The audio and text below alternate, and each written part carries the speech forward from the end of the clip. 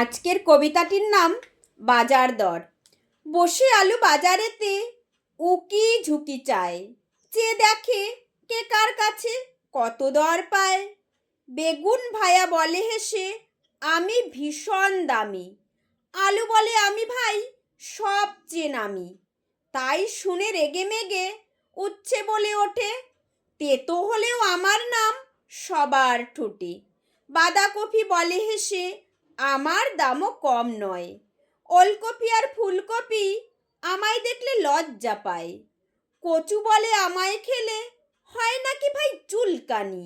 ওল বলে, তাই বলে সব আমায় নিয়ে টানাটানি।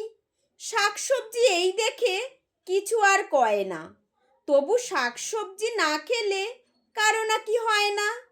লাউ আর কুমড়ো ভাই দুজনেতে গল্প করে, দুজনারই এক দর, ভয় পায় না কেউ কারো ডরে।